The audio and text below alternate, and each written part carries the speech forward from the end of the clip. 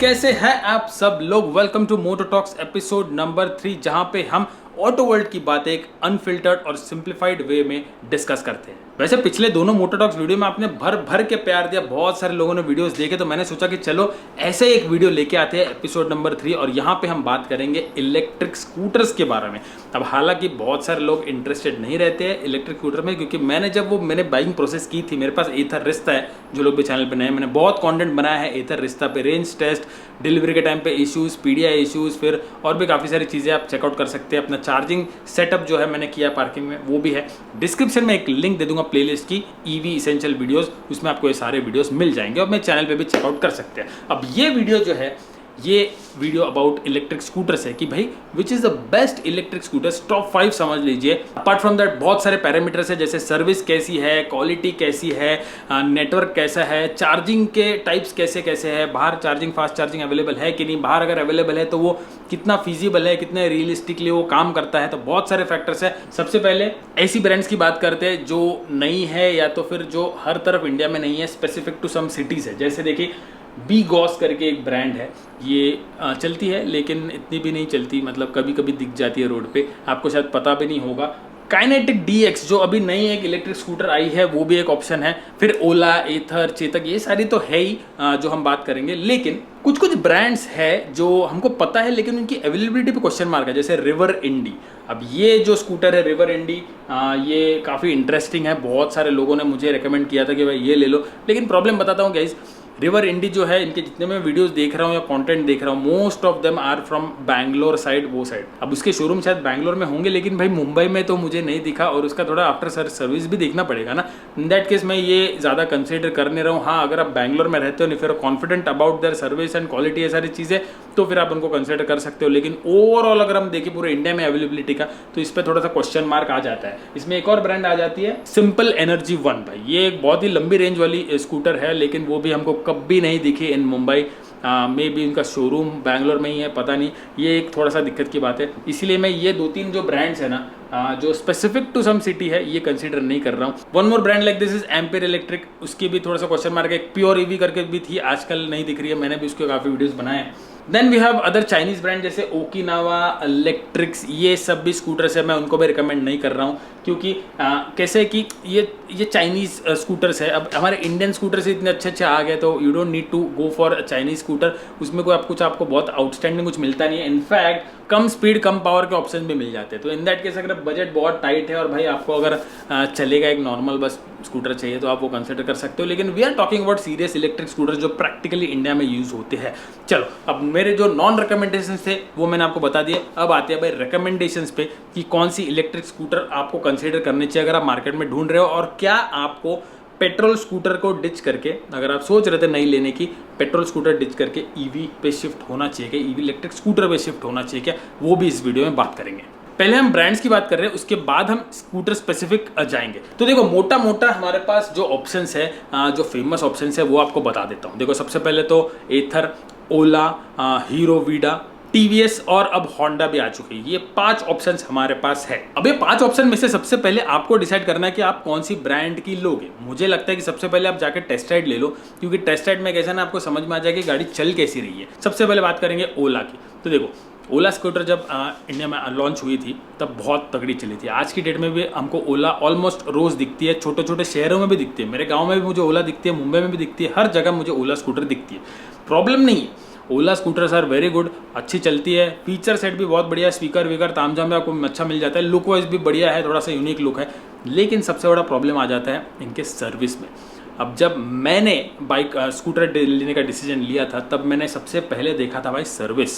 मैंने कैसे किया था दोस्तों, आप मेरा जो टेक्निक है वो यूज़ कर सकते हैं कि मैंने ऑनलाइन गूगल पे मेरे घर के आसपास जितने भी service centre in general Mumbai में जितने भी सर्विस सेंटर है, उनका मैंने गूगल पे रिव्यूज़ देखा था कैसा है, और मुझे बहुत ही ठीक ठाक से, ज़्यादा अच्छे कुछ खास रिव्यू मिले नहीं। और बहुत सारे मेरे दोस्तों ने भी मुझे बोला था कि ओला का सर्विस बहुत भलाई इसी में है कि आप थोड़ा सा सोच समझ के डिसीजन ले लें। अगर आप ओला ले रहे हो तो मेक श्योर कि आपके आसपास जो सर्विस सेंटर है वो अच्छा है और वहाँ पे आपकी गाड़ी रिपेयरिंग हो जाए। इन केस कोई प्रॉब्लम यूजुअली आता नहीं है, लेकिन कभी अगर आया तो इसीलिए आप वो चीज़ एक मद्देनजर रखना। अब दूसरा जो ऑप्शन है वो कंसिडर करेंगे हम एथर। देखो एथर का कैसा है ना गाइस, एथर का आज तक मैंने जितना भी सुना है, नॉट कि मेरे पास एथर है इसलिए मैं अच्छा बात कर रहा हूँ एथर के बारे में। एथर का इन जनरल सर्विस और थोड़ा सा जो कंपनी का एटीट्यूड है टुवर्ड्स द कस्टमर्स, मतलब थोड़ा एक रिस्पॉन्सिबिलिटी बोल सकते हैं, वो थोड़ा सा बेटर मुझे लगा कंपेयर टू ओला। मैंने बहुत सारे सर्विस सेंटर के रिव्यूज देखे, एथर के सर्विस सेंटर के रिव्यूज स्टिल बेटर देन ओला। चार्जिंग आपका जो नेटवर्क है वो भी अच्छा है, ओला का भी है ऐसा नहीं है, लेकिन ओला का एथर जितना नहीं है। एथर का नेटवर्क जो फास्ट चार्जिंग नेटवर्क है वो बहुत बढ़िया है, स्पेशली इन बिग सिटीज़। उसके बाद ब्रांड आती है जो हीरो वीडा है, ये भी काफ़ी ज़्यादा चलती है, बहुत लोग ले रहे हैं। पर्सनली थोड़े लुक्स मुझे पसंद नहीं आए थे, लेकिन अच्छी स्कूटर है। और जो चार्जिंग नेटवर्क है वीडा का वो कम है, लेकिन वीडा ने एथर के साथ कोलैब करके भाई इनके चार्जर्स ये क्रॉस यूज़ कर सकते हैं, मतलब वीडा वाला एथर के चार्जर पे आके चार्ज कर सकता है। तो ये एक बहुत बढ़िया एडवांटेज है अगर आप हीरो के बारे में सोच रहे हो तो। अच्छी बाइक्स है, एक अफोर्डेबल है थोड़ा सा, मतलब एथर से सस्ती है और क्वालिटी के हिसाब से ठीक ठाक है, बढ़िया स्कूटर्स है। मैंने 2-3 रिव्यूज़ भी लिए थे, जो लोकल लोग आसपास मेरे रहते हैं उनको भी कोई प्रॉब्लम नहीं आई है और स्मूथ चल रही है गाड़ी, बढ़िया चल रही है, रेंज भी डिसेंट सी मिल जाती है। Then will come to TVS. देखो टीवीएस में बस iQube ही है, iQube के 2-3 वेरियंट्स है। टीवीएस इज ऑल्सो नाइस, लेकिन द रीज़न मैंने टीवीएस ऑप्ट क्यों नहीं की, क्योंकि टीवीएस में जो है वो हब मोटर आती है। अब हब मोटर चल जाती है, जिन लोगों को नहीं पता, हब मोटर मतलब आपके व्हील में जो बीच में मोटर होती है वो मोटर व्हील को घुमाती है। अगर आप एक्सपर्ट्स की बातें सुने ऑनलाइन, अगर आप थोड़ा रिसर्च करें तो आपको पता चल जाएगा कि it's not recommended to have a hub motor अगर आपका यूज़ बहुत एक्सटेंसिव है। छोटा मोटा यूज़ है चल जाएगा। अगर आप भाई फुल फ्लेज 10 साल यूज़ करने वाले हो, कुछ होगा तो नहीं। कैसे है, ये बड़ी बड़ी ब्रांड्स है, इन्होंने R&D करके सब प्रोडक्ट्स निकाले, लेकिन जब आपके पास ऑप्शंस है बिना हब मोटर के, प्रॉपर एक मोटर है, तो इन दैट केस फिर why to go for hub motor, जबकि आपके पैसे भी बहुत ज़्यादा कुछ ऐसे बच नहीं रहे। ओला में भी ऑप्शन आता है हब मोटर का, जो ओला की जो स्टार्टिंग बेसिक मॉडल है उसमें भी हब मोटर आती है, लेकिन फिर उन्होंने प्राइस डिफ्रेंसिएशन दिया है।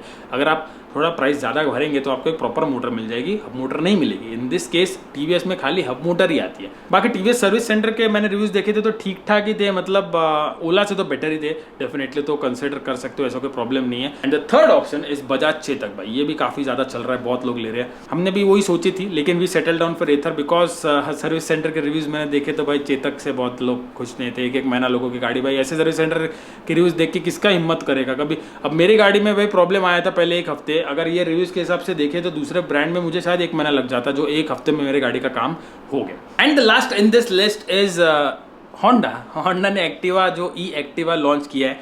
हालांकि मुझे समझ में नहीं आया वो जो रिमूवेबल और स्वैपेबल बैटरी का टेक्नोलॉजी है, क्या रेट रखा है भाई, वो ये आप छोड़ दो भाई, इसको आप कंसिडर करो ही मत, क्योंकि उसका रनिंग कॉस्ट और एक पेट्रोल स्कूटर का रनिंग कॉस्ट में बस थोड़ा सा ही फर्क है, फिर इंसान क्यों ही ईवी लेगा। Alright, so now let's talk about each and every scooter, electric scooter specifically. सबसे पहले ओला।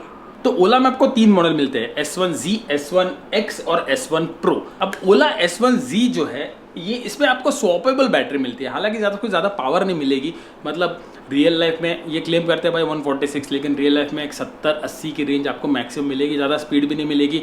65-70 तक इसकी मैक्सिमम स्पीड होगी और बेसिक है, मतलब हब मोटर सेटअप है, ज़्यादा पावर नहीं है, लेकिन बेसिक यूज़ अगर आपका है तो आप ये ले सकते हो। ये अच्छा खासा अफोर्डेबल रेंज में भी आ जाती है, मतलब on road I think it's around 70-80,000। लेकिन इसके ऊपर हम जाएंगे ओला S1X, तो ये थोड़ा सा आपको एक अपग्रेडेड पावर दे देगी। इसमें आपको बहुत सारे ऑप्शंस मिल जाते हैं, 2 किलोवाट बैटरी मिल जाती है, 3 किलोवाट मिल जाती है, 4 किलोवाट भी मिल जाती है भाई। इसकी प्राइसिंग अलग अलग है, मतलब 97,000 से लेके 1,35,000 तक इसकी प्राइसिंग जाती है। ये एक मिड वेरिएंट है, ये भी अच्छा वेरिएंट है, आप कंसिडर कर सकते हो आपके रिक्वायरमेंट के हिसाब से। ओला में एक अच्छी चीज़ है कि ओला स्पीड अच्छा पकड़ लेता है, उसकी स्पीड इतनी कैप नहीं है। हालांकि एथर में कैसा 80 के ऊपर जाने नहीं देता रिश्ता में, और आई थिंक 450X में 90 के ऊपर जाने नहीं देता। In Ola I think you can reach 100 also, अगर आपकी स्कूटर 100 तक जा सकती है तो। Next is Ola S1 Pro, ये इसका टॉप मॉडल है। इसमें भी आपको अलग अलग वेरिएंट्स मिलते हैं भाई बैटरी के, ये अच्छी बात है। 3 किलोवाट की मिलती है, 4 किलोवाट की मिलती है, उसमें एक प्लस वेरिएंट भी आता है, प्लस यू गेट 5.3 किलोवाट की बैटरी। भाई ये भी एक बहुत बड़ी बैटरी है, 320 का क्लेम्ड रेंज है, लेकिन आई थिंक 5.3 किलोवाट बैटरी 150 तो देनी ही चाहिए। 160 170 तक भी दे दिया तो बहुत अच्छी रेंज है। हालांकि it goes very expensive, 2,20,000 on road है। It start from 143, preferably 4 kilowatt अगर हम पकड़े तो भाई 165, मतलब ऑन रोड आप सब उसका जो बाकी का टेक्निकल पैक वैक सब मिला के 170 180 तक जा सकती है। तो भाई एक्सपेंसिव तो है, लेकिन this is the top end variant of Ola S1 Pro। भाई अगर आप कॉन्फिडेंट हो कि आपके सिटी में, आपके घर के आसपास जो ओला सर्विस सेंटर है वो सही है, आप जाके वहाँ पे चेकआउट करो, वहाँ पे जो कस्टमर्स है उनको पूछो, आपको जेन्युइन फीडबैक मिलेगा कि कैसा है, तभी आप कंसीडर करो। ऐसा नहीं होना चाहिए कि आपने ले ली भाई और फिर 1 महीना वहाँ पे पड़ी है, नॉट नेसेसरीली वहाँ पे पड़ी रहेगी, लेकिन कभी कुछ प्रॉब्लम आया, इन दैट केस आपके पास एक थोड़ा पीस ऑफ माइंड होना चाहिए कि भाई हाँ मेरा गाड़ी का प्रॉब्लम सॉल्व हो जाए। बाकी स्कूटर्स आर गुड, कोई प्रॉब्लम नहीं है भाई, अच्छी खासी चलती है, बहुत रास्ते पे दिखती है। आई वुड सजेस्ट ये तीनों में से अगर आप ले पाओ तो थोड़ी ज़्यादा रेंज वाला कोई भी ऑप्शन ले लेना। अब आते हैं हम एथर पे। तो एथर में 2 ऑप्शंस है, एक है एथर रिस्ता और एक है एथर 450। एथर 450 जो है 450X ये पहले लॉन्च हुई थे, रिस्ता रिसेंटली अभी पिछले साल लॉन्च हुई है। रिस्ता अपने और करते हैं, बढ़िया स्कूटर है, कोई प्रॉब्लम नहीं है। थोड़ी एक्सपेंसिव, मेरा वाला टॉप वेरिएंट है 3.7 किलोवाट का विद प्रोपैक, तो 175 180 तक ऑन रोड गया था। एक्सपेंसिव आई नो, लेकिन बढ़िया चल रही है। मैंने उसका रेंज टेस्ट किया, मैं उसको रोज चलाता हूँ। अगर ये डिस्प्ले पे 125 की रेंज दिखा रही है तो ये 120 125 दे देगी। आई am very sure about it, क्योंकि मैंने उसको उतना चलाया और उतना मुझे समझा है। Secondly all the features work very good, अब तक कोई प्रॉब्लम नहीं है। छोटे मोटे हिकअप्स होते हैं, वो बहुत ही कम बार होते हैं, ज़्यादा कुछ तामझाम ऐसा प्रॉब्लमेटिक होता नहीं है, लेकिन गाड़ी चलती है भाई और बहुत मक्खन चलती है। बेल्ट का थोड़ा नॉइज आता है, लेकिन वो थोड़ा फ्यूचरिस्टिक भी फील आता है। स्पेस बहुत ज़्यादा है, बढ़िया फैमिली स्कूटर है, I am very happy with it. Ather 450X अगर आप कंसिडर कर रहे हो तो वो एक स्पोर्टी स्कूटर है। अगर आपका रिक्वायरमेंट ही थोड़ा सा स्पोर्टी है, कॉलेज गोइंग स्टूडेंट हो, अकेले चलाते हो, कोई फर्क नहीं पड़ता, स्पेस कम हो चलेगा, लेकिन पावर अपने को तगड़ी चाहिए, तो 450X आप कंसिडर कर सकते हो। उसमें भी 2-3 ऑप्शन है इनफैक्ट, 450X है, 450S है और 450 Apex है। Apex सबसे महंगी है, वो आई थिंक 2 लाख के आसपास जाती है, देखते चलो 2,02,000 इसकी स्टैंडर्ड प्राइसिंग है 450 Apex की, लेकिन उसका कोई जरूरत नहीं है। नॉर्मल 450X भी आपने लिया है, S भी लिया ना, वो भी बढ़िया है। 450X इसमें भी आपको वेरिएंट्स मिल जाते हैं 2.9 किलोवाट और 3.7 किलोवाट। इसमें आप जो इनका प्रो पैक है, मतलब एथर स्टैक प्रो, वो आप लेते हैं तो उसका 15-20 हज़ार रुपये एक्स्ट्रा आ जाता है। तो अगर आप फुल फ्लेज लेंगे top end model with Ather stack pro तो 191 ऑन रोड आ जाती है। इसमें आपको अच्छी खासी एक 125 किलोमीटर की रेंज मिल जाएगी, 120-130 किलोमीटर के आसपास। पावर भी बहुत बढ़िया मिल जाएगी और जो क्वालिटी है वो I think is superior than all these brands. Next we will talk about Hero Vida. अब वीडा का नया मॉडल आ चुका है, वीडा VX2 ऐसा कोई ऑप्शन है। तो हीरो वीडा V2 में 2-3 ऑप्शन है, एक है लाइट, एक है प्लस, एक है प्रो। इसमें आपको रेंज का डिफरेंस मिलेगा, लाइट में 94 की क्लेम रेंज है और प्रो में 165 की रेंज है, मतलब उसके 20-30% कम समझ लो। और रेट जो है वो 97,000 से लेके जाता है ऑल द वे 1.5 लाख के आसपास तक। वीडा थोड़ा सा अफोर्डेबल आता है व्हेन इट कंपेयर टू एथर। एथर थोड़ा एक्सपेंसिव आता है, लेकिन कहीं ना कहीं आप समझ लो कि ओला के आसपास इसका रेट आता है। और सबसे अच्छी बात इसमें, सबसे बड़ा एडवांटेज ये आता है कि इनकी जो बैटरीज है ये स्वैपेबल है। तो इन दैट केस आप घर पे जाके चार्ज करवा सकते हो। अगर आप फ्लैट में रहते हो, अगर आपके पास ऐसी जगह रहते हो, रेंट पे रहते हो जहाँ पे आपका चार्जिंग फैसिलिटी नहीं है, तो इन दैट केस आपको हीरो वीडा कंसिडर करना चाहिए। और आई थिंक बहुत सारे लोग हीरो वीडा लेने वाले, उनका सबसे बड़ा एडवांटेज यही है कि वो बैटरी रिमूव करके घर पे चार्ज करेंगे। By the way guys, 1 point two note कि हीरो वीडा VX2 में अब बैस प्रोग्राम के साथ भी आती है ये गाड़ी, मतलब काफी अफोर्डेबल हो जाती है। अब जिसको नहीं पता, बैस मतलब बैटरी एज अ सर्विस। इसका मतलब ये है कि आप बैटरी खरीद नहीं रहे हो, आप गाड़ी खरीद रहे हो, बैटरी आप नहीं खरीद रहे हो, बैटरी आपकी नहीं है, तो मंथली चार्जेस होते हैं भरने पड़ते हैं। लेकिन आई वोंट रिकमेंड दैट, क्योंकि कैसे है कि कभी गाड़ी नहीं चले फिर भी भरना पड़ेगा, कम चले फिर भी भरना पड़ेगा, ज्यादा चले फिर भी भरना पड़ेगा। इन दैट केस आप थोड़ा ज्यादा पैसा देके अगर पूरा बैटरी खुद का ही ले लो ना, तो फिर वो आपके हिसाब से चलेगा, आपके जो चार्जिंग है उस हिसाब से चलेगा। तो वो आई थिंक लॉन्ग टर्म के हिसाब से अगर आप सोच रहे हो कि भाई 5-7 साल 10 साल गाड़ी रखना है, इन दैट केस खुद की बैटरी हो तो बेटर है। बाकी हीरो का सर्विस है तो आई थिंक मैनेजेबल ही है। सर्विस के सेंटर के रिव्यूज जो मैंने देखे थे उसमें ऐसा जैसा मुझे कोई बहुत इशू लगा नहीं। And now let's come to the TVS iQube। ये गाड़ी भी बहुत ज्यादा बिकती है, बहुत लोगों ने लिया है। इनफैक्ट कैसे है कि हीरो, TVS ये वेल नोन ब्रांड्स है, इसीलिए लोग ज़्यादा सोचते नहीं है कि अच्छा हीरो की है क्या तो ले लेते हैं, अच्छा हीरो की नहीं TVS की है ले लेते हैं, तो ये फैक्टर आ जाता है। और अच्छी भी स्कूटर्स है, ऐसा कोई प्रॉब्लम नहीं। तो TVS iQube में भी हमको अच्छा खासा बैटरी ऑप्शन मिल जाते हैं। देखो 2.2 किलोवाट से 3.1 किलोवाट, 3.5 एंड 5.3 भाई जो टॉप मॉडल है।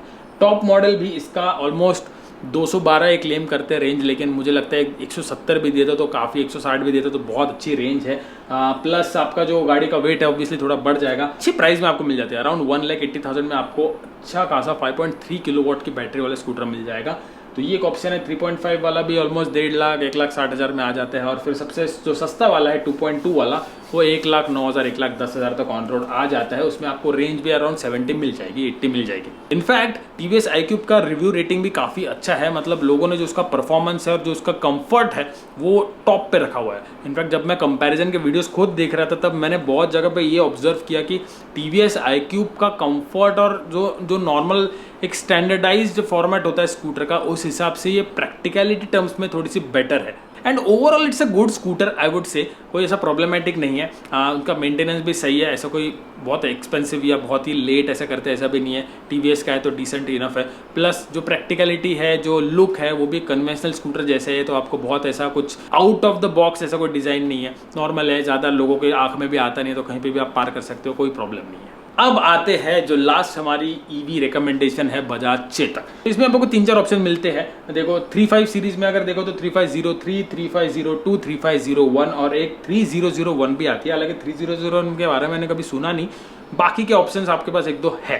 150-155 किलोमीटर की एक क्लेम रेंज बोलते हैं, अराउंड 110-120 तक मिल जाती है। डिसेंट रेंज है, बिल्ट काफ़ी अच्छा है, पूरा मेटल बिल्ट है और क्वालिटी भी अच्छी है। मतलब हमने उसको टेस्ट राइड लिया था, हम लोग इनफैक्ट कंसिडर कर रहे थे वो स्कूटर को, और बढ़िया चलती है, स्मूथ चलती है, कोई ऐसा बेल्ट का भी नॉइज़ नहीं आता है, कुछ नहीं, एकदम मस्त चलती है। इनफैक्ट बेल्ट का नॉइज़ आएगा ही नहीं, क्योंकि इसका जो इंजन है वो स्विंग आर्म पे माउंटेड है पीछे। ओवरऑल मुझे इस चेतक बहुत अच्छी लगी थी, मैंने ऑलमोस्ट डन कर दी थी। थोड़ा सा सर्विस सेंटर के रिव्यूज़ की वजह से मैंने उसको कैंसिल कर दिया। And second reason to cancel it was the fast charging network of Ather और ओला, क्योंकि ये मेरे लिए थोड़ा इंपॉर्टेंट है। अगर आपका शहर छोटा है तो आपको कोई प्रॉब्लम नहीं है, लेकिन एक बड़े शहर के लिए मुझे लगता है कि एक थोड़ा सा फास्ट चार्जिंग नेटवर्क वाली स्कूटर हो तो ज़्यादा बेटर है। हालांकि नॉट नेसेसरी, जो चेतक है it is also wonderful scooter, बहुत सही चलती है, इनफैक्ट चलने में बहुत सही और रेंज भी अच्छी देती है, फीचर्स भी सही। इसका प्रो पैक में भी आपको अच्छे फीचर मिल जाएंगे। वैसे प्रैक्टिकलिटी की बात करें तो जितने भी ईवी स्कूटर्स के बारे में हमने बात की, इसमें से अगर स्पेस कंसीडर करेंगे तो मुझे लगता है सबसे ज़्यादा स्पेस मिलती है एथर रिस्ता में, जो अपने पास है। अब रही बात चार्जिंग स्पीड की, तो देखो कोई भी आप स्कूटर ले लो, इनमें से आपको एक मोर और लेस ऐसा पकड़ के चलोगे 5 से 8 या 10 घंटे तक चार्जिंग का टाइम लगेगा। जैसे चेतक को भी 7-8 घंटे लग जाते हैं, उतना चार्जिंग आपको 0 to 100 ले जाने के लिए लगेगा। बाकी रही बात कुछ टेक्निकल फीचर्स की, प्रोपैक के फीचर्स, जैसे किसी स्कूटर में नेविगेशन है, किसी स्कूटर में टच स्क्रीन है, किसी स्कूटर में फलाना, किसी स्कूटर में ढिमकाना, जैसे म्यूजिक बजता है, ये सारी चीज़ें। तो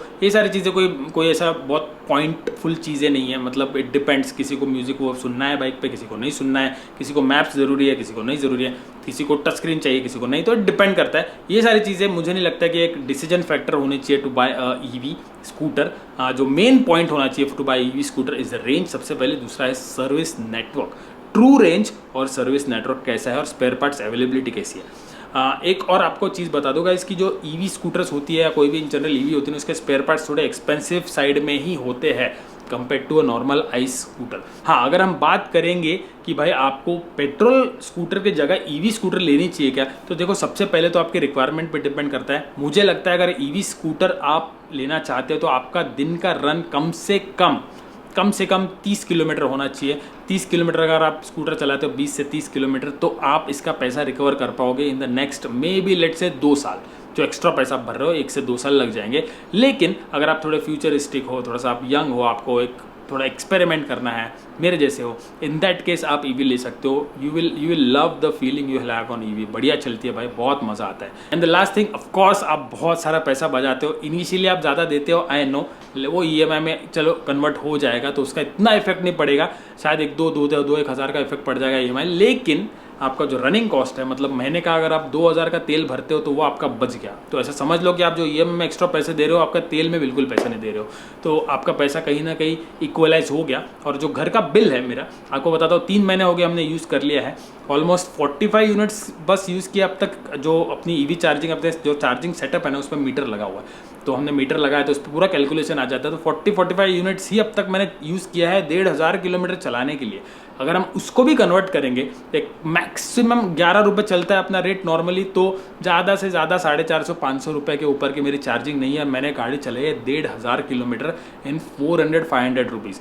कंपेयर करेंगे हम पेट्रोल स्कूटर से तो 500 रुपये में 5 लीटर पेट्रोल आएगा। 5 लीटर में एक नॉर्मल जो स्कूटर है पेट्रोल की वो ज़्यादा से ज़्यादा 200 किलोमीटर चलेगी भाई, उसके ऊपर नहीं चलेगी। तो 200 कहा और 1,500 किलोमीटर का, ये बहुत बड़ा प्राइस गैप है। अब कितना पेट्रोल मैंने बचा लिया, ऑलमोस्ट 3,000 का पेट्रोल मैंने बचा लिया। ऐसे अगर मैं 1 साल करूँ तो 30,000 का पेट्रोल बच जाएगा, 2 साल करूँ तो 60,000 का पेट्रोल बच जाएगा। मेरे हो गए वसूल हुए पैसे 2 साल में, उसके बाद फिर गाड़ी फ्री चल रही है। तो ये लॉजिक है। बाकी बहुत सारे ब्रांड्स है, काइनेटिक की DXi है, लेकिन आई वोंट रिकमेंड इट क्योंकि वो मतलब ओके आपने पुराना लुक दे दिया, अच्छा है, थोड़ा इंटरेस्टिंग है, लेकिन फीचर सेट और जो पावर है, जो बैटरी है, उसमें बिल्कुल भी मज़ा नहीं है। लेकिन this is slightly on the affordable side also, मतलब 1,20,000 उसका टॉप वेरिएंट ऑन रोड आ जाता है, विच इज़ ओके डिसेंट, लेकिन डोंट एक्सपेक्ट मच इसमें कुछ ज़्यादा आपको भाई। टच स्क्रीन कलर डिस्प्ले इतना कुछ ऐसा खास नहीं है, नॉर्मली है। बहुत लोगों ने मुझे अल्ट्रा वायलेट टेसरैक्ट के लिए वेट करने के लिए बोला कि भाई वो आ रही है बहुत बढ़िया प्राइस रेंज में, एक बहुत ही फ्यूचरिस्टिक लुकिंग स्कूटर। इसके हिसाब से इसकी प्राइस जो है वो 1.5 लाख रुपए 3.5 किलोवाट आवर की। तो देखो गाइस कैसा है कि अभी तक ये लॉन्च हुई नहीं है, इसकी प्राइसिंग ये एक्सपेक्टेड बोल रहे हैं, लेकिन मुझे नहीं लगता कि इतनी सस्ती होगी। कैसी इतनी सस्ती होगी यार, थोड़ा सा अगर आप लॉजिक लगाए तो अल्ट्रा वायलेट की बाइक इतनी महंगी है, स्कूटर इतनी सस्ती थोड़ी ना आ जाएगी। सेकेंडली इतनी बड़ी स्कूटर है भाई, तामझाम तो देखिए भाई, इसका डिज़ाइन देखिए कितनी बड़ी स्कूटर है, पीछे डिस्क ब्रेक है। ये मुझे नहीं लगता कि ये 1.5-2 लाख की तो बेस वेरिएंट आ जाएगा, उसमें कोई प्रोपैक जैसा फीचर भी नहीं रहेगा, वो ऐड ऑन करना पड़ेगा। सेकेंडली ये जब आएगी तब आएगी, और ये एक मैक्सी स्कूटर जैसी है, अपने को चाहिए एक रियल लाइफ प्रैक्टिकल स्कूटर है। मुझे बाजार जाना पड़ता है, मुझे डीमार्ट जाना पड़ता है, बच्चों को स्कूल छोड़ना पड़ता है, ये सारी चीज़ों के हिसाब से मुझे लगता है कि नॉर्मल स्कूटर सही है। अभी आएगी तब उसके बारे में बात करेंगे, फिलहाल तो इसको टाइम है, शायद 1 साल और लग जाए। लेकिन हाँ, अगर आपको एक फ्यूचरिस्टिक चाहिए भाई, आप इसको जाके बुक कर सकते हो डेफिनेटली, लेकिन I can't comment anything on it as of now. लेकिन coming back to the question कि जो ईवी स्कूटर पे आपको शिफ्ट करना चाहिए क्या फ्रॉम अ पेट्रोल स्कूटर, तो I would say yes, why not. मतलब आप एक ट्राई तो दे ही सकते हो। थोड़ा आपका 50,000 एक्स्ट्रा गया भी तो आप डोंट वरी, आप 1-2 साल में उसको रिकवर आराम से कर लोगे पेट्रोल कॉस्ट के कंपैरिजन में। सेकेंडली एक आपको नया एक्सपीरियंस मिलेगा, एक थोड़ा सा लग्जरी फीलिंग आएगी चलाने में भी, फीचर सेट पे भी, जो आपको नॉर्मली पेट्रोल स्कूटर में नहीं मिलते भाई। जैसे Google maps integration, touch screen, music बज रहा है भाई, colour display, hill hold assist, traction control जैसे मोड्स है, बहुत सारे राइडिंग मोड्स है भाई, और क्या इतना अफोर्डेबल चलता है, कितना चीप है भाई इसको चलाना। मतलब कहीं पे भी जाओ, कहीं से ऐसा पकड़ के चलो, फ्री चल रहा है। सेकेंडली अगर आप छोटे शहर में रहते हो, पर यूनिट कॉस्ट आपका 7 रुपये रहता है, 7-8 रुपये। सोचो कितना सस्ता पड़ेगा। To full charge an EV उतने 7 रुपये पर यूनिट के हिसाब से, तो बस आपका 20-25 रुपये में आपकी फुल चार्ज हो जाएगी। सोचो 20-25 रुपये में 100 किलोमीटर चल रही है, तो ये एडवांटेज आ जाता है। बहुत सारे लोग सोच रहे होंगे कि भाई रीसेल वैल्यू का क्या, तो देखो रीसेल वैल्यू का थोड़ा ट्रिकी तो है, लेकिन आप मुझे बताओ, OLX पे आप जाओ, सर्च करो, आपको बहुत सारी एथर मिल जाएगी। रीसेल वैल्यू डिसेंट इनफ है, ऐसा नहीं है। अब पेट्रोल स्कूटर में भी कौन सी इतनी रीसेल वैल्यू है, 2-3 साल बाद उसका वैसे भी 40% डाउन ही हो जाता है। तो इतना स्कूटर में सोचने की कोई पॉइंट नहीं है। अगर आप 2-3 साल में उसका 50,000 भी रिकवर कर लिया, तो आई थिंक वो 5 साल आपने चला लिया तो आपने उसका पैसा वसूल कर लिया, क्योंकि आपका काफ़ी पैसा बच भी रहा है। तो रीसेल वैल्यू जब आएंगी तब देख लेंगे, इट्स जस्ट अ स्कूटर। और तब तक मुझे लगता है कि थोड़ा मार्केट इवॉल्व भी ऐसा हो जाएगा कि फिर रीसेल वैल्यू भी ईवीज को आ जाएंगी। हालांकि अभी भी है, लोग बेच रहे हैं, ऐसा नहीं है। मैंने भी लेने के पहले 2-3 ऑप्शन देखे थे, तो मिल रहे डिसेंट ऑप्शन। तो बातों में गाइस बहुत बड़ा वीडियो हो गया, अच्छा लगे तो do hit the like button. और अगर मैं कोई ईवी स्कूटर भूल गया तो कमेंट करके जरूर बताना, और आपके थॉट्स भी बताना भाई कमेंट सेक्शन में। कैसे कि आप लोग डिस्कशन करोगे तो फिर नए लोग जो आएंगे देखेंगे उनको भी हेल्प मिल जाती है। So that's it, thank you so much guys for watching. अच्छा लगे तो do hit the like button, subscribe जरूर करें चैनल को। मिलता हूं आपसे अगले व्लॉग में, तब तक खुश रहिए, आबाद रहें, live with life dream size. और हाँ, अपनी ईवी की जो प्लेलिस्ट है वो डिस्क्रिप्शन में है, आप जाके चेकआउट कर सकते हो। उसमें आपको बहुत सारा यूजफुल कंटेंट मिल जाएगा related to EV scooter, specially Ather Rizta Z। मिलते हैं नेक्स्ट।